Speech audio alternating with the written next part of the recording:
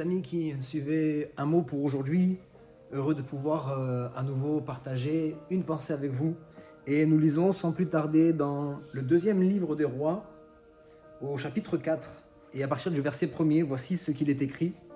Une femme d'entre les femmes des fils des prophètes cria à Élisée en disant « Ton serviteur, mon mari est mort, et tu sais que ton serviteur craignait l'Éternel.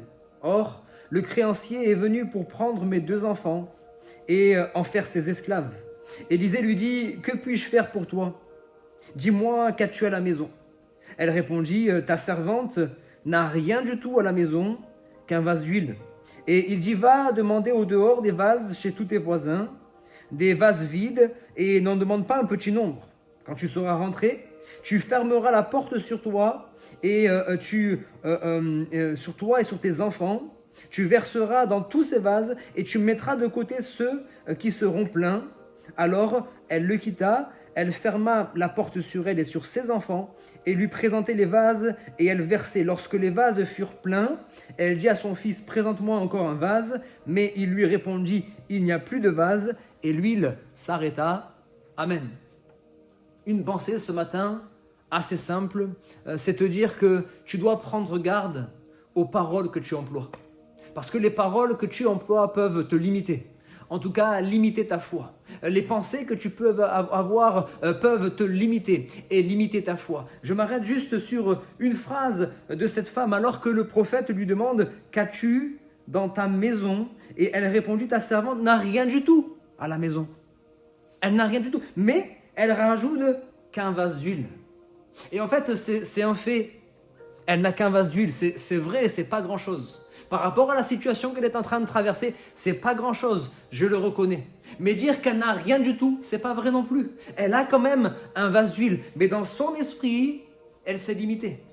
Dans son esprit, elle a accepté la fatalité. Dans son esprit, elle avait baissé les bras. J'ai plus rien. J'ai plus rien. C'est faux.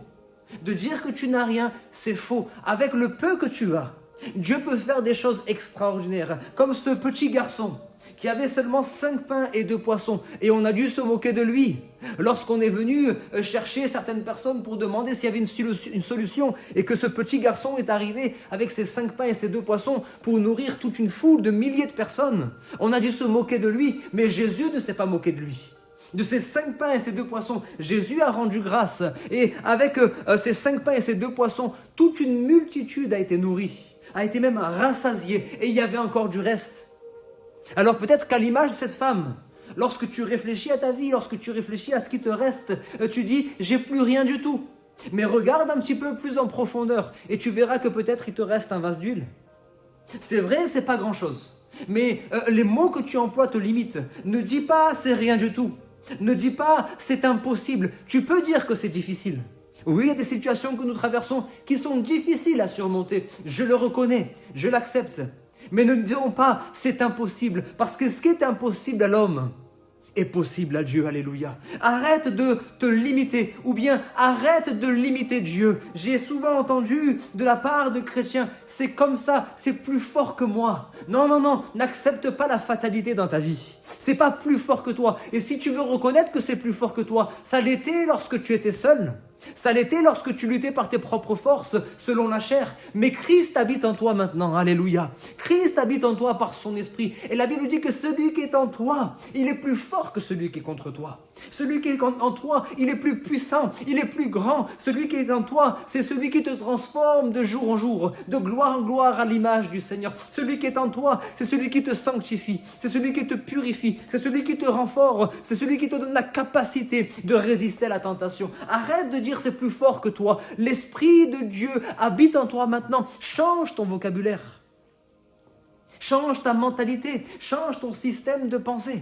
Ne reste pas dans ta dépression. Et je citais encore dernièrement à l'église cet homme malade depuis 38 ans, qui a vu tellement de personnes être guéries autour de lui.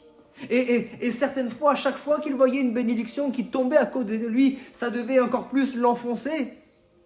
Pourquoi les autres sont guéris et pas moi? Pourquoi les autres sont bénis et moi je ne le suis pas? Pourquoi les autres sont libérés, délivrés, je ne le suis pas? Pourquoi les autres sont baptisés de l'Esprit et je ne le suis pas encore? Pourquoi? Et il y a comme une sorte de dépression qui s'est installée dans sa vie. Alors quand Jésus va rentrer dans cette piscine, il lui posait cette simple question. Veux-tu être guéri? Cette question qu'il te pose encore aujourd'hui, veux-tu être guéri?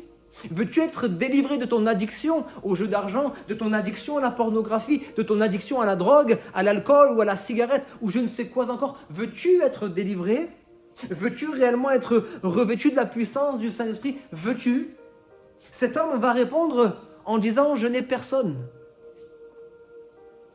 Mais là encore, il se trompait. Jésus était là devant lui. Jésus, le Fils de Dieu. Celui qui a quitté le ciel de gloire pour venir sur cette terre comme un simple homme. Il est venu jusque dans cette piscine. Il est venu jusqu'à cet homme particulièrement, précisément. Il est venu se dresser devant lui parce que Jésus est venu pour sauver ceux qui étaient perdus. Parce que Jésus est venu pour donner la vie en abondance. Parce que Jésus est venu pour détruire les œuvres du diable. Si le diable est venu dans ta vie pour te détruire, pour détruire ta santé, ton compte en banque, ton mariage, ta famille, Jésus est venu pour détruire les œuvres du diable. Il est là devant toi aujourd'hui. Il te dit, veux-tu? Ne dis pas, je n'ai personne. Tu as Jésus.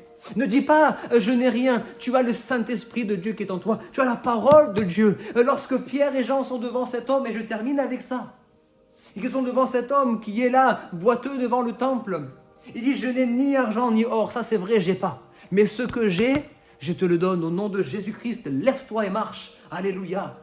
Et tu as quelque chose, tu as une promesse, tu as une alliance avec Dieu, tu as la parole de Dieu qui est vivante, tu as la foi, tu as l'Esprit de Dieu. Prends ce que tu as reçu de la part du Seigneur. Les quelques talents que tu as, fais-les fructifier. Mets-les devant le Seigneur comme cet enfant qui a mis ses 5 pains et ses 2 poissons. Et tu verras combien il sera capable de faire, au-delà de ce que tu pouvais même imaginer. Sois béni mon frère, sois béni ma sœur, dans le nom de Jésus. Amen.